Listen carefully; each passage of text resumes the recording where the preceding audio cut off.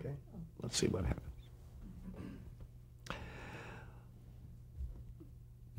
Oh, Henry, I just thought of something. You were asking me a question. I may have referred to Leonard Goldenson as Leonard Goldberg. Leonard Goldberg was my partner in spelling Goldberg Productions. Leonard Goldenson was the head of ABC. And I finally remember the name. I would hate not to mention her. Meredith Baxter was our other star in Family, and she was magnificent. And we worked together many times since. Good. I'm glad you corrected that. Thank you. Let's talk about Starsky and Hutch, 1975. That was, you and Leonard produced that, and it was a big hit. Right. How did that show come about? I don't know. You know, you sit around, you talk, and suddenly somebody comes in and says something to you. I think it was Bill Blinn, if I'm correct, who created Starsky and Hutch. I hope I'm right, because he's so nice and you're right. Brilliant writer. You know, it was just something we hadn't seen, a buddy-buddy relationship on television, where one disagrees with the other, but really they adore each other, but they can argue and fight and then do their job. And we were lucky with casting, and it was we didn't know how the show would do, and it just exploded. And we've said many times, it was the first heterosexual love affair on television. Tell us about the premise of the show, though, so that people who are watching this know. The premise is that one kid is from New York, and that was Michael Glazer, and the other kid was David Soul. David Soul, thank you, Henry. And, you know, Paul Michael Glazer loved hamburgers and all that jazz, and David Soul liked French food. They disagreed about everything, but they were really terrific together. And it was their relationship more than the cases, and it had lots of humor in it, which Bill Blinn writes beautifully, but it had lots of humor in it.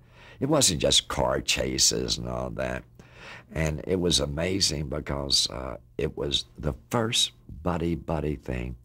And I won't mention this name, but somebody called Lynn Goldberg about maybe 6 years after that, and he did a buddy-buddy movie. And he said, "Hey, I'm copying Starsky and Hutch. Thanks for thinking of it." And it was the first buddy-buddy movie for films. Which was? Okay, I shouldn't ask you that. Excuse me. Also, you and Len produced a huge hit called Charlie's Angels. Tell us how that came about. Well, it was so strange. When we pitched this idea to Barry Diller, it was called Alley Cats. And I remember we met at the hotel room that you remember the room, I don't. And we talked about it. And he said, "You should be ashamed of yourself. 3 gorgeous girls and alley cats, no." Well, we wrote the script anyway, and then Barry left, and Fred Silverman came in to ABC, and he said, "You know, I read a script." And I'll tell you how we changed the name to Charlie's Angels. We hired Farrah Fawcett, who had done a movie for us called Murder on Flight 101, and she played an airline stewardess with few lines, but something about her just impressed us.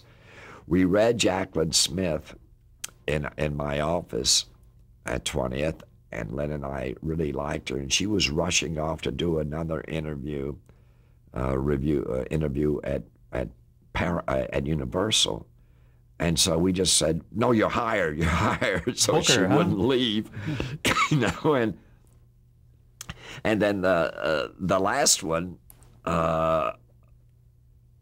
was Kate Jackson, who had been our rookies. We put her, and so we were talking to her and said, "We don't have a title yet. The network doesn't want to call it Alley Cats." And we thought it was just a joke we used that. And she said, "Well, the guy on the phone, his name is Charlie, that they don't know." And we said, "Yes." And she says, "Why don't you call it Charlie's Angels?" And we looked at her and said, "Why did you say that?" He said, "Aaron, right on the wall behind you, there's a picture of angels." And there had to be a picture of 3 angels. This was the ex-Frank Sinatra office, and he had left that little painting there. that I never took down. And that's how the title came. But then they didn't buy the pilot, and Freddie Silverman saw it again and said, you know, I loved it. And then he had to talk to Fred Pierce, and Fred Pierce said, I like it, but I don't know, there's something lacking in it. I mean, where did they come from and all of that? And I looked at Len, and we kind of whispered a minute and went back and said, well, we haven't shot the main title. He said, well, what's the main title say? The main title's going to say, Charlie said, once upon a time, there were 3 young ladies. They all graduated from police academy, and they got such menial jobs. And we'll see one walking kids across the street, one typing in an office, and one in the parking meters and checking. I took them away from all that. Now they work for me. My name is Charlie. He says, oh, so they went to the academy. I said, yeah, you'll see that, the main title. They bought it like that. Quick thinking. Saved our lives. Yeah. Then I whispering, going back, well, yeah, that'll work. They must have thought we were crazy. They said, well, what's happening? He said, we're talking about where we're going to dinner tonight. You know. Again, you showed that women could hold responsible positions and could do the work that men do. Oh, it was worse than that, Henry. There was not a show on television that had a woman lead in it. I'm not talking about daytime soaps now. I'm talking about this. And I'm glad that they had the guts to do it, because it was way before Police Woman and the other shows, you know, that followed. And maybe they felt, oh, well, see, 3 detective women will equal 1 man, so he'll be all right. But they did take a chance, and they did it. But I will never forget when you remember every year all the critics come in from all over the country, and you have to do interviews, you sit on a dais and they ask you questions. I remember a woman standing up and saying, I don't believe any of it. I don't believe any of it. There is no realism in this show. And I really exploded. I said, wait a minute. If you really believe 3 of the most beautiful women in the world work for a man that they had never met, who's a voice over the telephone, who they'll never meet, they make $500 a week, and they wear $5,000 Nolan Miller gowns, you don't get what this show's all about. And the audience erupted with applause. We knew we may have something there. There's always one like that in the audience, isn't there? Always. What do you feel the girls brought to the program, to Charlie's Angels? What each of them brought? What kind of thing? I think it goes back to the buddy-buddy system. It's okay with men, but not with women. These 3 young ladies loved each other. They would argue again about things, but they really, you know, when one had a problem, they would talk about it. One came from a mother who was a hooker, and they had different reasons. Farrah was the all, you know, bathing beauty contest winner from California. But I think that because they were so different, and they each brought something to it. I don't know what it is. Henry, you and I have discussed this many times. How do you describe stardust? You can't describe stardust. I think you once said it's a look in the eyes. That's right. Didn't you? Betty Davis taught me that. Yeah. She told me to look for the windows. And so like an idiot, I looked out the window. She said, not those windows, these windows. If you see a reflection of yourself, Aaron, no stardust.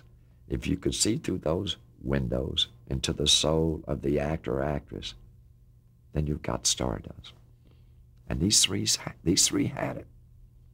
Obviously, because the show was so successful. Did you set up any kind of ground rules for the writing and directing of Charlie's Angels? Did you have any parameters within which you wanted things done? I don't think so. I think the only thing we said is we're on very dangerous grounds here. We don't want to demean women in any way, and we certainly don't want to demean any of these 3. So they can't do something that is, oh, because I'm a beautiful girl, I'll seduce this man, and therefore I can arrest him. No, we didn't do that or anything near that.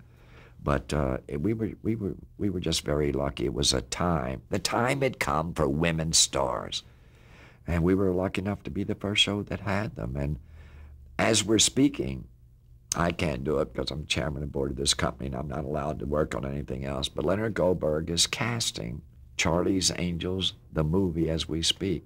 Cameron Diaz has been set. Drew Barrymore's been set. He's looking for the last one. So old television shows never die. They just become movies. That's for Sony Studios, isn't it? Yeah. I need to ask you this question, and if you don't want to answer it, it's okay.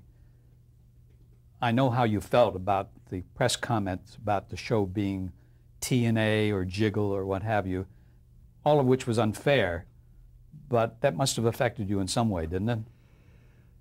It didn't affect me, and I'd like to say something to the young women who may see this. A guy can take off his shirt at any time and be bare and muscular. It's the same way about actors and actresses. We have guys, actors, who are on drugs, who go into rehab. They get out of rehab and they shoot, they go back in rehab. Let a woman do it and see what happens. She will never work in this town again, and it hasn't changed. So it's okay for men to do anything. These women, I don't know what Jiggles meant. They all wore bras. They talked about the one picture, the whatever you call the poster of Farrah Fawcett. That wasn't our poster. That had nothing to do with you. Not at all. Farrah Fawcett's manager and publicity man made that poster. We didn't put out that poster. I think that's where a lot of that started, because of that poster coming out. But I still resent the fact that men can do anything. They can wear shorts and have a little poof down below. That's okay. But women can't do it. We never got a single letter, not one letter, saying you're being unfair to women or you're turning young guys on. And nothing. I think sometimes we don't know the audience. And I think network people especially sometimes don't know the audience. I'm the kind of idiot. I still go out of my house when the tour buses come by, and I'll go out and I talk to them. What do you like? What do you like? Don't talk about my shows. What do you like to see? You got to learn from your audience. Young people who come in this business, don't forget your audience. They're your critics. Don't worry about the critics and what they write about you. The critics said to us and wrote about, what is this? 3 young women detectives. It'll never work. Private eyes who have worked for voice over the telephone. Come on. Your real critics are your audience. We go by train, so I get to talk to people on trains. I'm continuing to ask them, what do you enjoy? Why do you watch television? What are you looking for? And that's the end of my speech. What kind of answers do you get from those people? All kinds? Dear answers. Yes. You know, but I grew up on your shows. But they want something to relate to, don't they? Always. And don't the networks underestimate their intelligence, Aaron?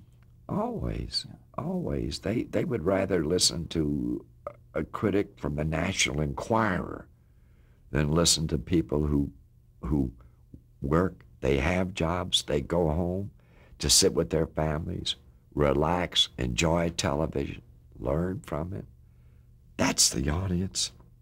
Sometimes you want to say network. Do you know what the average family is in this country? I mean, they work. Husbands and wives both work. They come home to relax and enjoy. Entertain those people, for God's sake. You know, a lot of these people can't afford to go to movie theaters, Henry. Television is the only release. I read something about, you know what the suicide rate in this country would be, how much higher if it wasn't for television? It was a gigantic percentage. You can relax. You can live through that show. You can say, he did it, I can do it. She did it, I can do it. I'll get off my soapbox now. You're not on the soap. What you're talking about is bringing some inspiration to people, too. Let them be inspired. I hope so. Yeah. I hope so.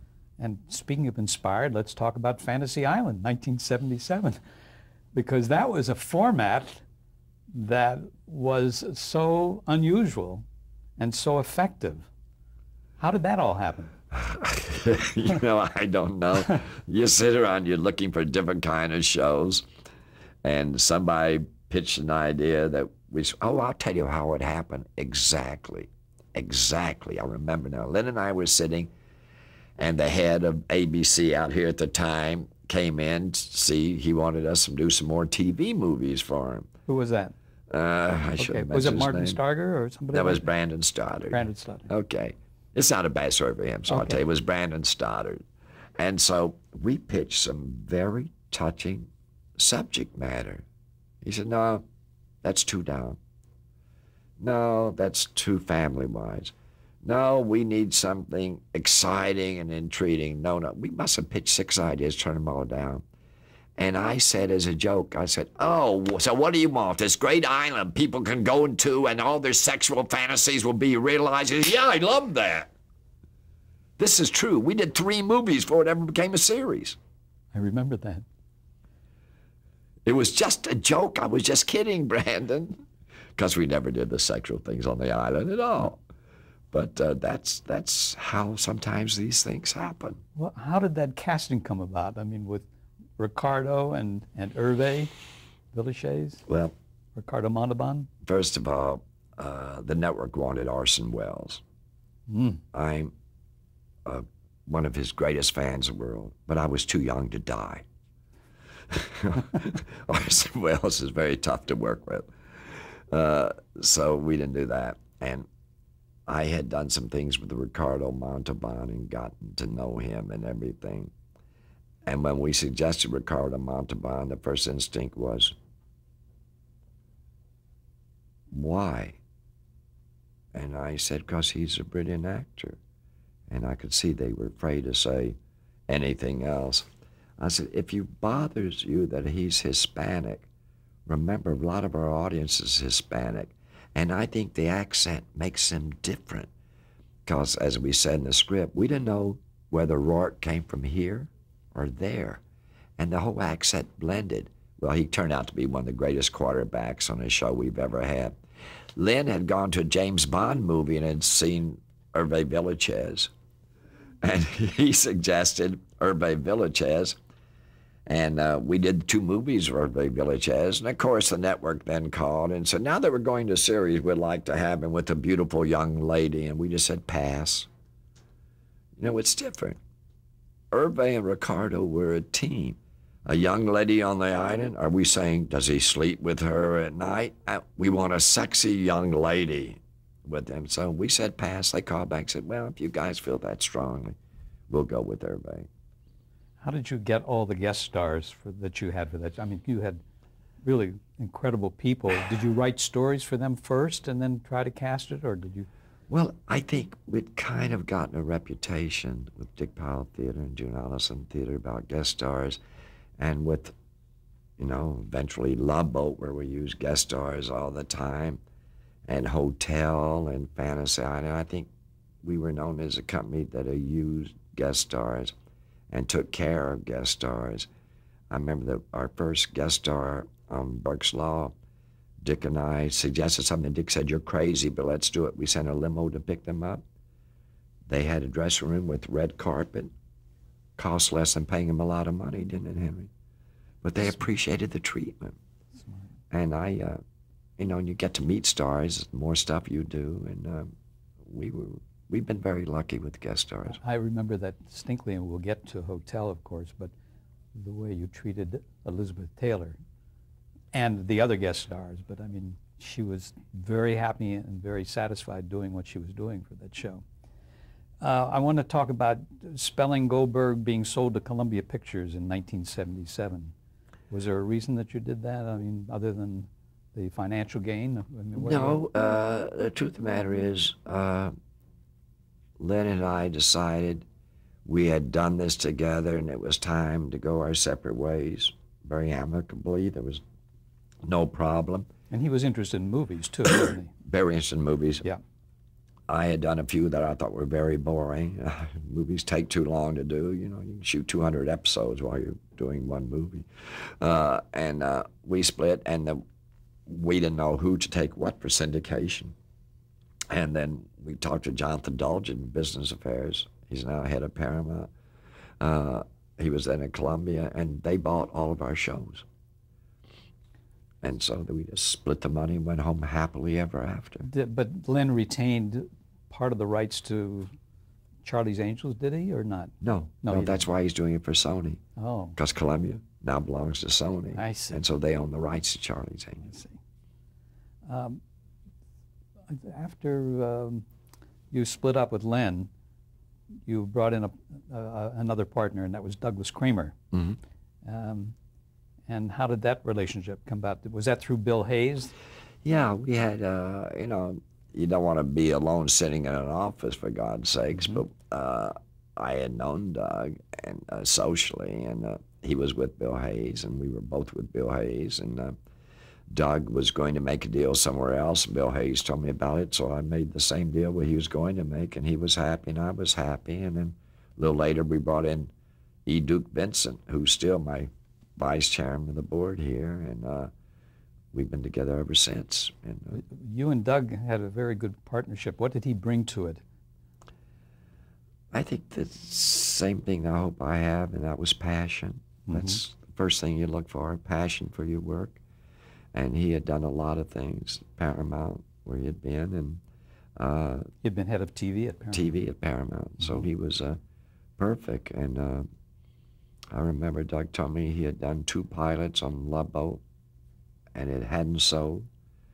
And I went back and I begged for a pilot on Love Boat, and I couldn't get anybody to do another pilot. And then Fred Silverman said, wait a minute, if you can get a name for Fred Pierce, I think I can get you another pilot. I said, who would you like? He said, Gavin MacLeod. He's big in this comedy, Mary Tyler Moore comedy show. He'd be great. So I invited Gavin to my house and talked to him. He said, I'm yours.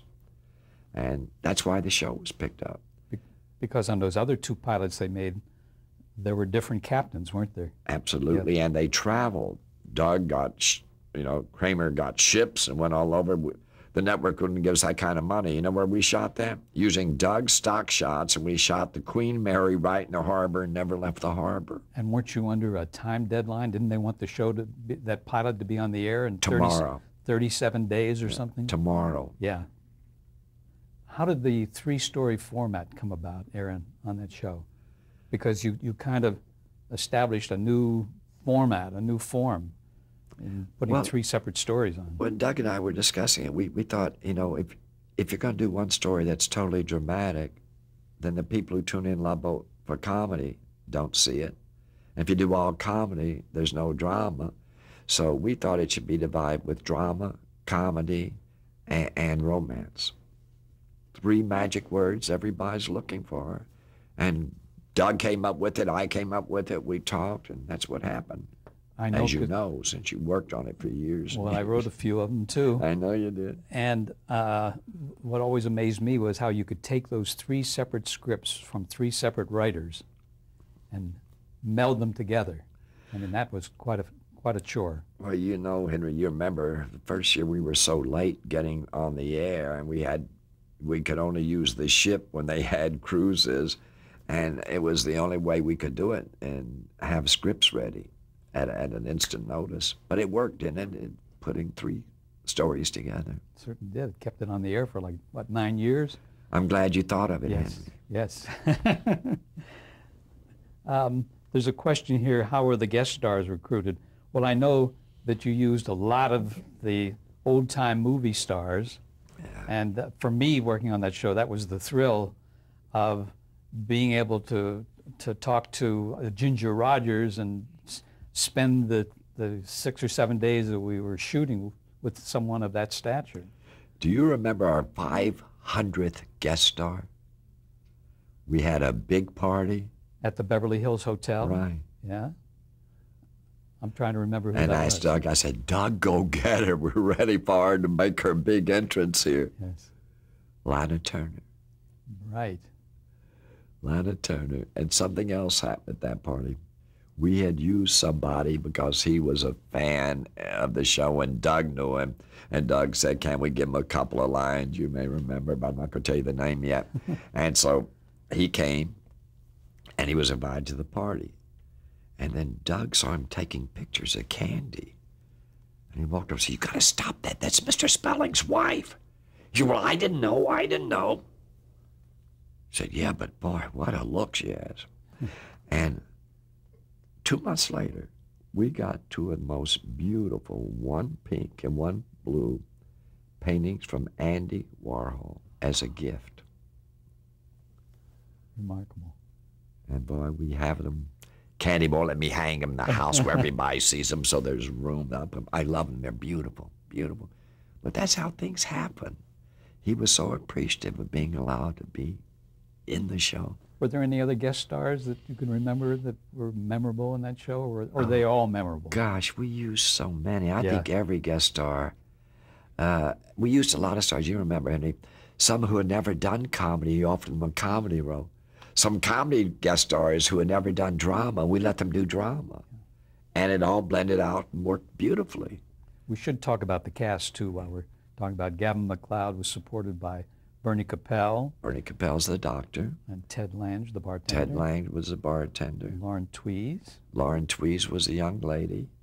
And Senator Fred Grandy. Fred Grandy was and our then person. Gavin's daughter was Jill Whalen, Joe yeah, Whalen. who's grown up to be quite a lady, Quite a quite an lady. actress. Quite a lady. That was, you can't imagine the number of people, when I tell them that I worked on The Love Boat, they say, well, we used to stay home every Saturday night religiously and watch that show. I mean, you brought something to families and that was most enjoyable. I wish we'd succeeded in doing The Love Boat, The Next Wave, because we did that last year or year before last, and it didn't work. They were so in love with our cast, that original cast, that they didn't want to see anybody else playing those roles. And we had great actors on it, Bob Urich and the whole team. They were marvelous. They didn't want to see them. So it didn't work. But let's talk about one that did work, Vegas. In 1978, you and Doug Kramer produced that. How did that show come about? Did somebody bring that idea to you? Well, Duke and I had always wanted to do a show in Vegas because Vegas shows are very popular overseas. All over the world, people come to Vegas. I don't remember exactly how the show started, but I do remember some guy come in to read for us, and Duke and I just looked at each other and said, that's him. That was Bob Urich before Love Boat, Oh, yeah. The Next Wave. And it was just fantastic. We had the time of our life shooting in Vegas. They gave us everything we wanted in Vegas. And it was our first big hit action show. That was the first show you did with Duke, wasn't it? Yes. Yeah. And have you any ideas on why it ended in 1981, why it went off the air? Well, again, at that time, 5 years. Yeah. What more can you do? And remember, with the Screen Actors Guild now allows you to go to 5 years, and now you can even get an option for a 6th year. But in those days, it was 4 years, and you were lucky to get an option for the 5th year. So listen, in syndication, you only need 3 good years. 4 makes everything happen for you. If you can get 5, you don't need 5 in foreign. What do you need, 100 episode? In syndication? Yes. No, you could have 4 years, like 88. 88 is 4 years, 22 a year. Okay. Anything over that is gravy, but in foreign, no. They buy the show, whether it could go 6 shows, 13 shows, 22, doesn't matter when they buy it in foreign. After we change tapes, I want to come back and talk about Heart to Heart. Heart to Heart. Heart to Heart.